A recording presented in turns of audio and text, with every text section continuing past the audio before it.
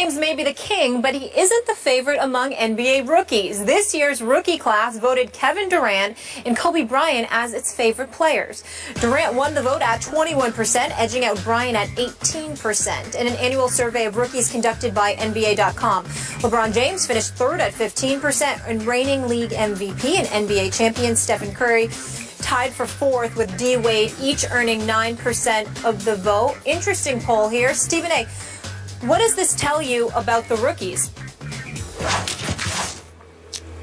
Well, listen, I think that, the rookies have an appreciation for the greatness of LeBron James. It can't be denied.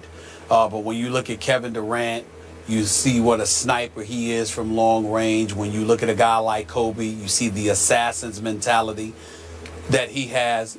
And I think those two components are a bit more attractive than the entire arsenal that LeBron James brings brings to the table for himself. And then, to me, I would have liked to have seen Steph Curry on that list, because I think Steph Curry is the best marksman in the game today. And, of course, you see guys that, they look at Dwayne Wade and they fantasize about Dwayne Wade when healthy, because Dwayne Wade, when healthy, is lethal himself. And you also have to take into account the fact that folks have tired of LeBron James in this respect. We know about his greatness. His greatness is undeniable. But at the same time, they hear it so much, and they're not oblivious to the fact that he does have 4 NBA Finals losses on his resume. And so when you look at it from that perspective, there are guys that are going to feel like, well, we understand it. We got mad respect for him. He's the best in the game. But at the same time, there are others to like just as well, if not more, legitimately so. And I get where they're coming from. But, Stephen A., in the end, the rookie's appreciation of LeBron James can be denied a little bit, because I got to tell you, I was surprised by this. I would have bet against this, because the two players who received the most votes, KD and Kobe, didn't play last year. So they were kind of out of sight, out of mind. KD played some, obviously. But, LeBron James, as you always say, and I do not disagree with, is the best player on the planet. He is the most popular player on the planet as far as the NBA goes, I think. I could be wrong about that. Yet here's the group of incoming rookie stars, if you will. They were college stars, obviously. And they're not paying that much respect to LeBron, because 21% of the vote went to Kevin Durant. I get what you say, long-range sniper and all the above, and Kobe just on his legacy greatness. I get that at 18. But I'm surprised, and I'm with you on your perception of maybe they're just tired of LeBron. Maybe they see too many LeBron commercials, although Kevin rivals them, because every time I turn on my TV, I see Kevin Durant in another commercial. So in the big, but like you say, he's lost 4 finals. He's been in 6 of the last 9, but he's lost. So does that diminish their respect? I'm talking about just a little bit, because he did get 15% of the votes. But go ahead. Well, I just think that when I say they've tired of him, it's not his fault. I think the media assist in bringing you up and helping to diminish you as well, because it can be an overload. You can saturate the market, so to speak, sometimes. And I think that that's what has happened to LeBron James. There's a lot of great players in the NBA. LeBron James, you have to remember, is a freak of nature. One of the things that you loved about Allen Iverson when he was tearing up the league was the fact that you ran into him. Hell, he was looking you eye to eye. You were his height. You were his size. He wasn't 6'8", 6'9", 250, a locomotive coming after you. He wasn't a freak of nature. He just looked like any old dude walking down the street. And then you get on a basketball court and see him in action, and you're like, my God, this brother's sensational. You look at Kevin Durant, nobody's, too many people ain't that long, that slim. But look at what he does. I mean, this brother can pull up from 30. You look at Kobe. He's a 5-time champion, and he's heartless on the court. He's ruthless in trying to defeat you. Plus, there's the allure of what's he going to do for his swan song since this is supposed to be his last season? That's a question mark. So they look at it from that perspective. There are compelling reasons to look at somebody other than LeBron, but it's not really a knock against LeBron. It's just that he's so conspicuous. He's so in everybody's face, and most of the time for very, very good reasons, because it's well earned. And by the way, you want to take a moment, Skip, to give this brother props through his foundation.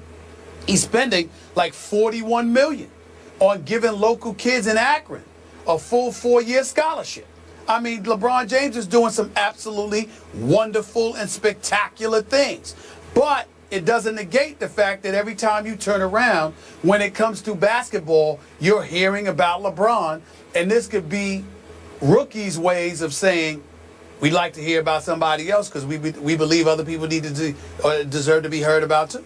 Okay, and I got it. And LeBron does great things off the court.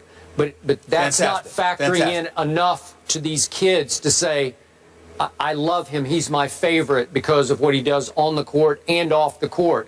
They're saying, nah, again, a majority saying, I'll take KD or give me Kobe. And LeBron got 15% of the vote. Interesting. So would you move quickly with me to one other category? Because I want your response to this. Sure. When the kids were asked, the incoming rookies, which of you, which one would you vote for of the incoming rookies to have the best career? Best career. Jahlil Okafor got 24% of the vote over my guy, Karl Anthony Towns, at 17%. Then it went down to Justin Anderson, Moutier, Stanley Johnson. Sam Decker got 6.9%. Then we've got others receiving votes. And sixth on that list of just getting a couple of votes or whatever's left, sixth on that list is D'Angelo Russell. So the Lakers obviously had the opportunity on a silver platter to take Jahlil Okafor, who got 24% of the votes, best career, and they took D'Angelo Russell, who got the sixth fewest others receiving votes. So the players who usually know who can play because they played against each other all through AAU, obviously, and some in college. They're saying, wait, this guy, Jahlil Okafor, is going to be way better than this guy, D'Angelo Russell. What does that have to say about the Los Angeles Lakers? What it has to say about the Los Angeles Lakers is that they are not what they used to be, and they damn sure ain't what we thought they should be, because when they drafted D'Angelo Russell, we were under the impression that there was a big man that they were going to get in free agency. So it made perfect sense that they would pass on Jahlil Okafor. But once they couldn't get anybody, once none of the big men wasn't willing to come there, including Greg Monroe from Detroit, then you realize that the Lakers may have made a mistake. Now, I know for a fact that Kobe loved the pick, and D'Angelo Russell gets mad respect from NBA player personnel directors who say that he's 3 steps ahead of everybody in terms of being a floor general and an orchestrator. This dude knows how to run the show, but you got to have cats that actually know how to play and can do something with the ball, because he's going to get it to you. In any event, you also have to take into account the fact that rookies aren't ones who usually are going to show a keen appreciation for a floor general. They get caught up in points and the spectacular play and the athleticism and the highlight reels for SportsCenter and beyond. They don't really get caught up in somebody that's a John Stockton type dude in terms of being a floor general and knowing how to be a floor orchestrator. That's not something that they tend to lean towards favorably. So you can look at it from that perspective and relatively dismiss their criteria and evaluation. I hear everything you just said. Those are all fair points. But I told you going into the draft, I'm not a huge fan of D'Angelo Russell's. I'm a little bigger fan of Towns than Okafor, but you loved Okafor, and I think the Lakers made a huge, huge mistake here. Even though what you said, if they had their eyes on some free agent big man and it didn't work, I get that. But it really didn't work. So long as Okafor is healthy, he will be a 20-10 player for a decade. Hard to pass up. Skip, you segued for me nicely, which I appreciate. You talked about a better career. Let's talk about 2 guys who take the field tonight, not in the same game. Who will have a better career, Johnny Manziel or RG3? We'll get into that one in a minute. Stay here.